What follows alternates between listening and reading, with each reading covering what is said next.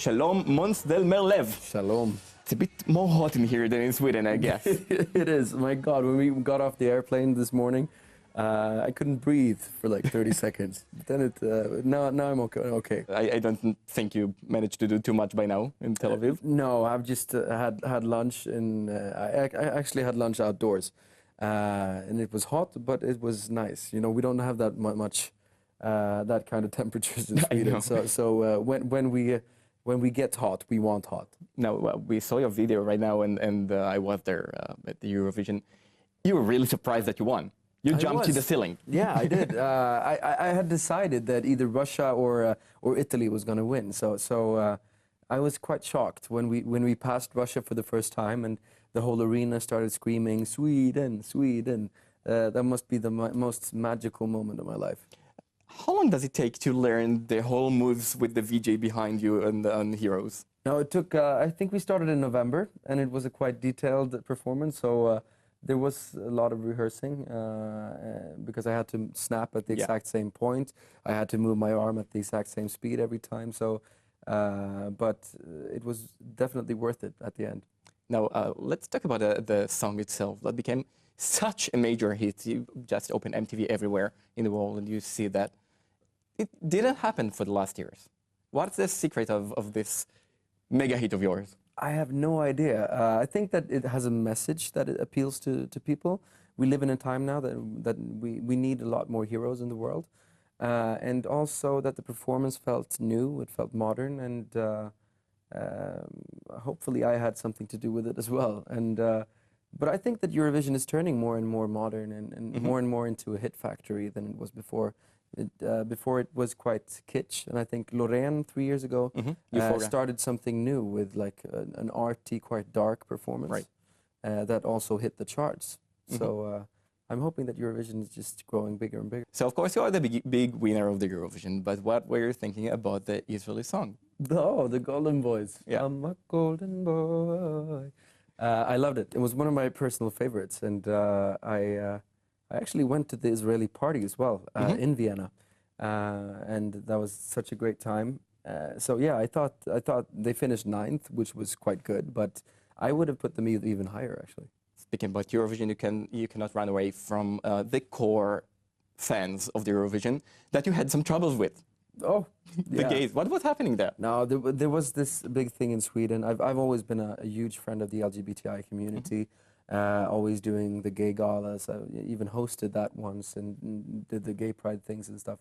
But it was, well, I was drunk and I used 2 bad words, like words that weren't thought through. And then you went to the Eurovision. And then I went to the Eurovision, and that became a big thing, and I have apologized ever since, and I will keep on apologizing for it, because I'm definitely not a homophobe, and I will keep on supporting the LGBTI community. And you are apparently so supportive that you are now gonna host the Eurovision.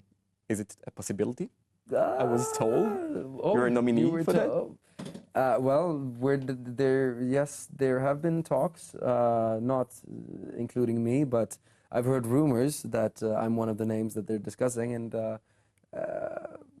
it would be fun. I mean, I've hosted a lot of TV before, and Eurovision is like the biggest show you can do, so of course I'd be honored if I got the question. Now, I have this here, your new CD. You can see that. Yes. That's perfectly damaged, right? It is. So you are a singer and a TV host, and what is more attractive for you? Well, I do musicals as well, then I play paddle, which is a combination of tennis and squash, and I own a paddle center in Stockholm. Wow, and that's a lot. Yeah, but I like doing different things, and right now I'm really focusing on the music, and I TV hosted for 4 years, and then I decided that, okay, no more. I'm going to do music now because I really miss being on stage, being on tour. And so I released an album called Barcelona Sessions, and now I released Perfectly Damaged, and I'm really proud of them both. Which include Heroes, of course. Heroes, of course, and the second single called Should Have Gone Home, which is a very personal kind of song. Different tempo, right? Different tempo, more of an electro ballad about how you realize, like, you make mistakes and how you realize that the grass is not always greener on the other side. we keep on seeing this the thin lines of heroes behind us, and I must ask you, who are those heroes from your song? It is. I think that I have 3 schools in South Africa and 1 in Kenya that I sponsor and finance. And whenever I come down there, the kids in those schools, they often live really poorly. Many of them live with HIV, but still they have so much belief in the future, so much hope, and spread so much joy. So they're definitely my heroes. Nice answer. And you yourself, you have a personal hero? Yeah, I have many. Most of them being tennis pros, actually. I meant a girlfriend or something like that. Oh, yeah, you meant a girlfriend? No, I don't have a girlfriend. I'm single now since a year, I guess. What else is planned for you in the short visit to Israel? Yeah, I'm really enjoying myself right now. I'm gonna play at an IKEA event because they're launching their new catalog, and then I'm just gonna enjoy the Tel Aviv nightlife. Now I'm going to turn to the camera because I want to thank you in Swedish, which is tack så mycket. It's correct. Toda. Thank you very much for having me. Hello Måns, how Hello. are you? I'm very good. How are you? Pretty good too. Välkommen till Israel och Walla News. Toda. So what are you doing here in Israel? I'm actually doing this IKEA has their new catalog launch, and I'm gonna play there, and then I'm also gonna enjoy Tel Aviv and Tel Aviv nightlife. And so far, are you going to let them show you Tel Aviv? Yes, the Golden Boys. Yes. That was actually one of my favorite songs in Eurovision this year. Did you feel like it's going to be your year? Like the second you won Melodifestivalen, which is the Swedish pre-selection show, you were #1 in all the bookies. When you went to Eurovision, did you feel like, I'm going to win it? No, definitely not. You know, I'm really bad at being a favorite, so I really tried to push that away and just, I decided that either Russia or Italy was going to win. So I never really thought I would win. Like, until we passed Russia in the voting for the first time that evening, and the whole arena started screaming, "Sweden, Sweden." That was the most incredible moment of my life, and I will never forget that. It wasn't your first attempt to go to Eurovision. You went twice to Melodifestivalen. Yes. And you didn't see, you finished third and fourth, Third right? and fourth, yeah. What's the difference between Måns of Cara Mia and Hope and Glory and Måns of Heroes? I know what I do on stage now. I know what I do well on stage now, and I've focused on that and tried to take the bad parts away. I feel more safe on stage now than I did back then. Plus, I think that Heroes feels like much more of a worldwide pop song than Hope and Glory and Cara Mia did. They were like really, what do you call it, Schlager, really Eurovision-y in a way. So I'm very happy I got to go to Eurovision with Heroes instead of those two. Israel, this year you said you liked the song. It was the first time in 5 years that Israel qualified to the final. France fails year after year. The United Kingdom, with such a huge music market, they fail. And Sweden, it looks like you want to win it every year. What's the difference between Sweden and other countries? I think the biggest difference is probably that we as Swedes, we take Eurovision seriously. We really, like Melodifestivalen, our selection process has a big impact on the charts, which means that the record companies want to put their best artists in Melodifestivalen because they know that they can get hits out of it. And plus, Swedish TV do very well, a big show of it. It's like 6 shows in total, 4 qualifiers, and then a semi-final, and then finals. So it's a big thing going on for 6 weeks, and 32 participants, which means that you have to go through quite a competition to get to Eurovision in the first place.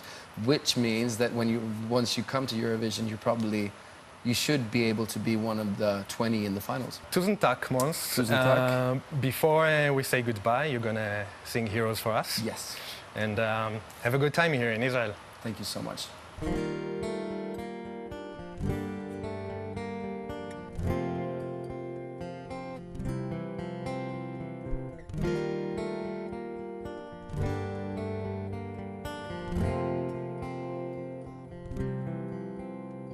Don't tell the gods I left a mess. I can't undo what has been done. Let's run for cover. What if I'm the only hero left? You better fight, you're off your gun once and forever. He said, go dry your eyes and live your life like there is no tomorrow, son. And tell the others to go sing it like a hummingbird, the greatest anthem ever heard. We are the heroes of our time.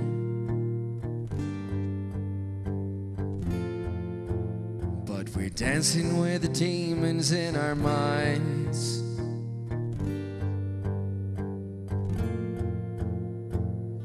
We are the heroes of our time. Heroes. Oh, but we're dancing with the demons in our minds. Heroes. Oh, the crickets sing a song for you. Don't say a word, don't make a sound. It's life's creation. I make worms turn into butterflies, wake up and turn this world around in appreciation. He said, I never left your side when you were lost. I followed right behind. Was your foundation? Now go sing it like a hummingbird, the greatest anthem ever heard. We are the heroes of our time. Heroes. Oh, but we're dancing with the demons in our minds. Heroes. Oh, we are the heroes. We keep dancing with the demons. You could be a hero. Now go sing it like a hummingbird, the greatest anthem ever heard. Now sing together.